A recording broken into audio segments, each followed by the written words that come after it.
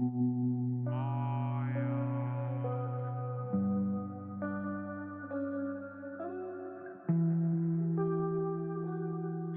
halo Sobat Film. Kembali lagi di channel Asyik. Kita bakalan review dan membedah tuntas film Grave Encounters saat kru acara TV yang hilang di rumah sakit jiwa. Sebelumnya, subscribe dulu ya dan nyalakan lonceng notifikasinya agar kamu tidak ketinggalan updatean review film terbaru dari channel Asyik. Grave Encounters adalah film horor yang disutradarai oleh The Vicious Brothers dan produsernya adalah Sean Angelski. Pemeran dalam film ini adalah Sean Rogerson, Ashley Grisco, Mackenzie Gray, Juan Riedinger, Marin Mondensir, dan Matthew K. McBride.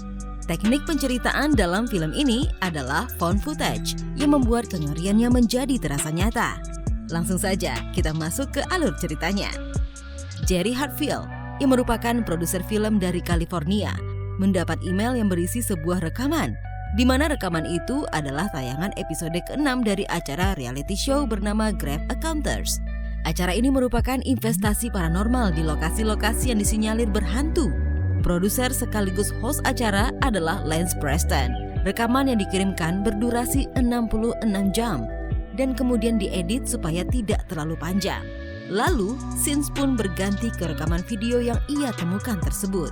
Lance Preston dan seluruh kru yang beranggotakan 5 orang mendatangi lokasi syuting di bekas rumah sakit jiwa Collingwood yang terbengkalai lebih dari 50 tahun. Rumah sakit ini sudah ada sejak tahun 1800-an dan pernah dihuni oleh 80 ribuan orang dengan gangguan jiwa. Pada saat itu, Lance dan tim akan dikunci di dalam gedung selama 8 jam. Mereka akan memburu hantu memakai alat-alat yang canggih.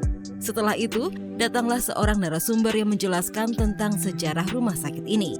Dahulunya, tempat ini hanya dimanfaatkan oleh orang-orang untuk membuang keluarganya yang menderita gangguan jiwa, bukan untuk menyembuhkannya. Jadi, kehidupan pasien di dalamnya memang sangat memprihatinkan.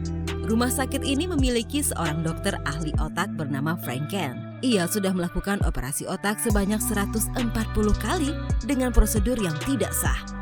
Hingga akhirnya di tahun 1948, Dr. Frank Kent dibunuh oleh 4 orang pasien yang berhasil membobol kamarnya sendiri. Dari luar bangunan, mereka pun dibimbing oleh penjaga gedung untuk masuk ke dalamnya. Begitu menjumpai pintu, mereka semakin antusias karena tertulis Death Awaits, yang artinya kematian menantimu. Lance sangat senang karena ini akan menjadi episode yang sangat creepy. Dia tidak tahu kalau ini akan jadi episode terakhir hidupnya. Bangunan itu begitu mencekam dengan setiap lorong yang gelap meskipun di siang hari. Lance dan kru menelusuri setiap sisi bangunan yang menyeramkan. Mereka semakin antusias ketika menyaksikan ruangan dengan bathtub yang penuh bekas noda. Cerita di baliknya lebih menakutkan lagi. Bathtub itu jadi tempat bunuh diri seorang remaja dengan cara mengiris pergelangan tangannya sendiri. Perjalanan pun berlanjut ke lorong saluran air yang tersusun seperti labirin. Benar-benar sunyi, gelap, dan begitu mencekam. Setelah perjalanan itu, didatangkan lagi narasumber lain, yakni seorang kontraktor bangunan yang pernah merenovasi rumah sakit tersebut. Diceritakan bahwa dulu pernah ada pekerja yang jatuh karena merasa ada yang mendorongnya. Satu persatu narasumber didatangkan dan menceritakan pengalaman paranormal mereka di lokasi ini. Terakhir, ada Houston Gray yang berperan sebagai seorang paranormal yang akan membantu dalam proses investigasi di rumah sakit tersebut. Faktanya, Houston bukan paranormal betulan. Ia hanya berakting bisa merasakan energi negatif yang tidak bisa dirasakan setiap orang. Kalau istilah zaman sekarang, ya dia seorang indigo. Malam tiba, Matt, salah seorang kru di bagian teknisi, memasang 10 kamera di setiap lantai gedung itu, pun di lokasi yang sudah ditandai berhantu untuk memantau jika terjadi suatu aktivitas paranormal. Kamera tersebut akan merekam terus-menerus dan langsung tersimpan pada hard drive.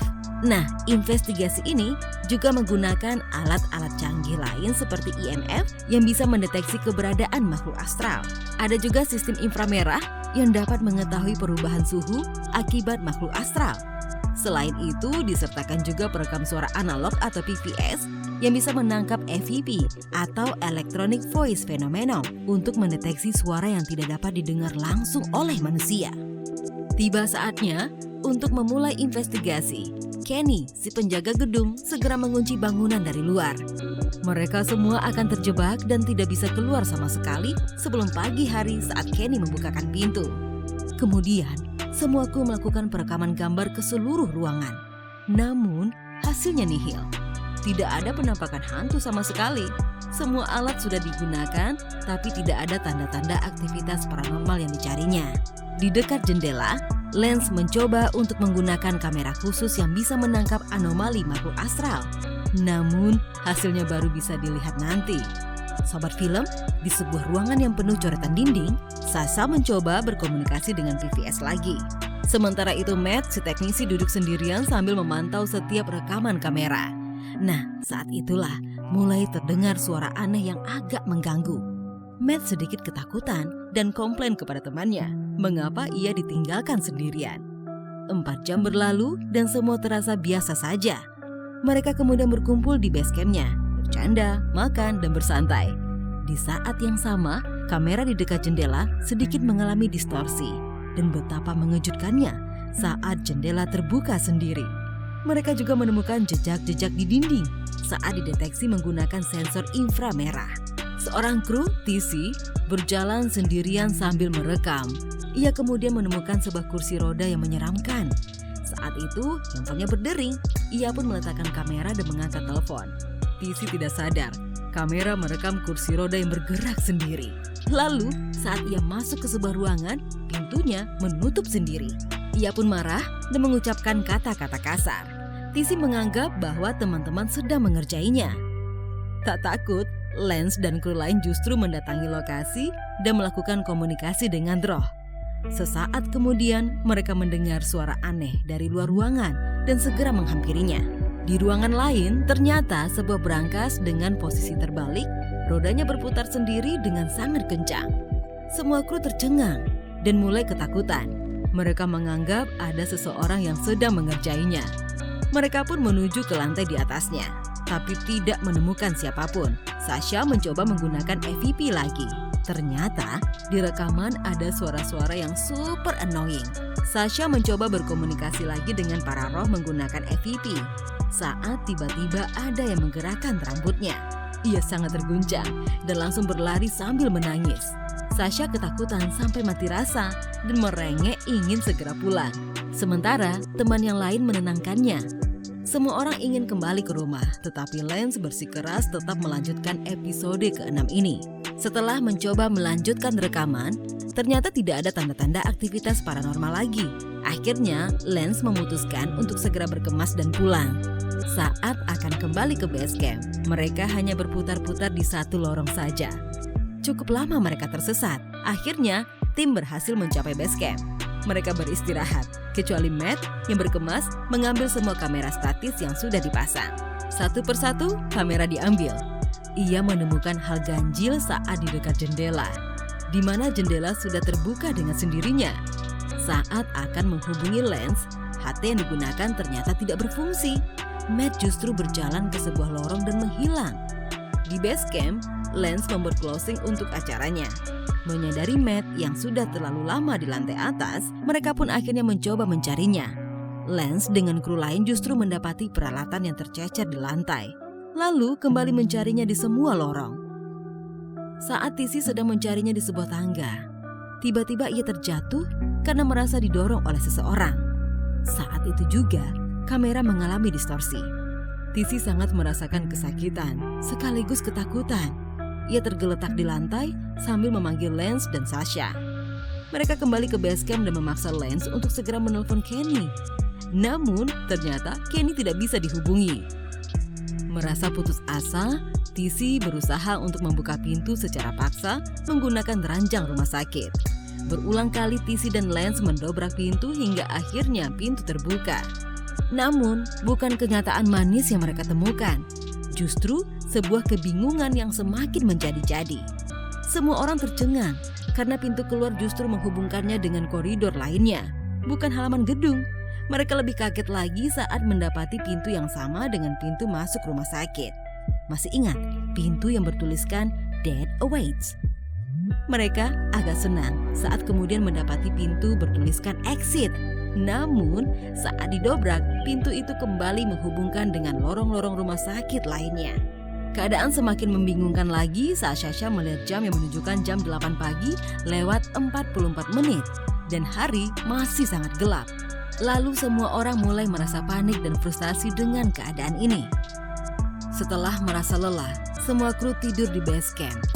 Saat sudah terlelap, tiba-tiba saja lampu penerangannya terjatuh dan hancur.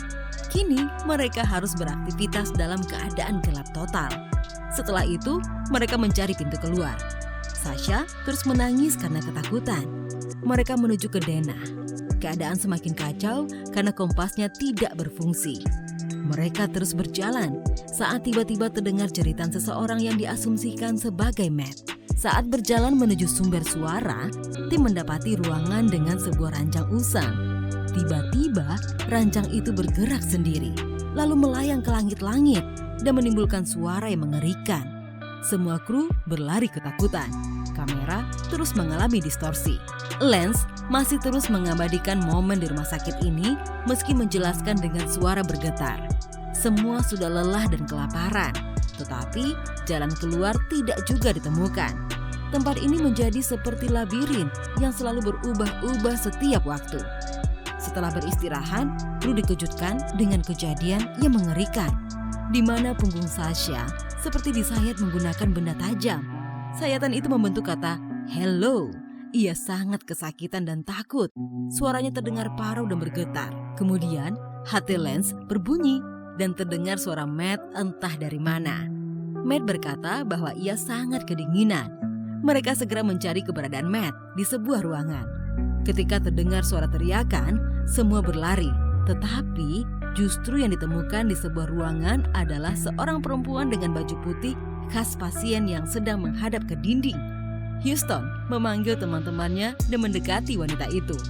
Saat mendekatinya dengan perlahan, tiba-tiba wanita itu berbalik, lalu menunjukkan wajah tanpa bola mata yang mengerikan. Ia memekik sampai semua orang berlari ketakutan. Saat semuanya sedang bersembunyi, Houston justru terpisah sendirian tanpa penerangan sama sekali. Kamera statis merekam saat Houston sedang tertatih-tatih mencari jalan. Terdengar juga suara-suara yang mengerikan. Sesaat setelah itu, ia seperti diangkat ke atas oleh sesuatu yang tidak diketahui wujudnya. Ia pun tersungkur di lantai. Kemudian ada kekuatan yang membuatnya terpelanting ke depan dan tidak sadarkan diri. Lance, Sasha, dan Tissy bangun setelah beristirahat. Sasha menangis ketakutan lagi ketika menyadari bahwa di tangannya sudah tersemat gelang khas pasien rumah sakit jiwa. Gelang itu bertuliskan namanya dan nomor pasien. Tidak hanya Sasha saja, Lance dan Tissy pun memiliki gelang yang sama. Mereka terus berjalan mencari pintu keluar, namun mereka hanya berputar-putar saja tanpa tahu di mana ujungnya.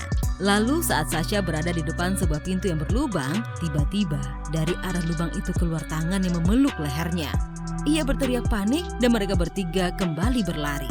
Sasha tampak sangat frustasi dan merasa tidak sanggup lagi. Lalu Lance mencoba meyakinkannya untuk terus melangkah. Hingga tiba-tiba Tissy menemukan Matt yang meringkuk ketakutan di sebuah ruangan. Ia sudah mengenakan baju pasien dan menceracau tidak jelas. Ia berkata bahwa mereka bisa pulang saat sudah sembuh. Matt tampak seperti orang yang memang sedang terganggu kejiwaannya. Mereka juga akan menolongmu. Itu hal creepy yang dikatakan oleh Matt. Mereka kelelahan dan duduk di sebuah ruangan. Sasha mulai merasakan demam. Lalu keadaan kembali kacau saat tiba-tiba ada banyak tangan berukuran besar yang keluar dari dinding. Mereka berlari hingga ke tempat Beta berada. Lance kaget ketika mendengar suara percikan air di ruangan itu. Saat dilihat, bathtub itu berisikan darah segar berwarna merah. Semua kru menjauhi tempat itu. Tapi Matt justru mendekati bathtub dan memperhatikannya. Tissy berusaha menyeret Matt keluar dari ruangan. Saat berada di sebelah bathtub, Matt menepis Tissy. Namun yang terjadi justru ada seseorang yang keluar dari bathtub dan menceburkan Tissy ke dalamnya. Semua yang ada di tempat itu membalikkan bak. Tetapi kenyataannya Tissy sudah tidak ada lagi. Matt justru tertawa kegirangan melihat hal tersebut. Mereka terus berjalan, kemudian menemukan sebuah lift yang tidak berfungsi. Lance memutuskan mencari peralatan agar bisa membukanya.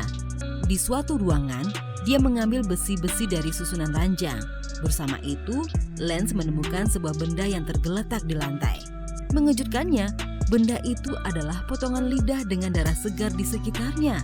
Begitu ia menengok ke langit-langit, sudah ada makhluk berpakaian pasien dengan wajah menyeramkan tanpa lidah.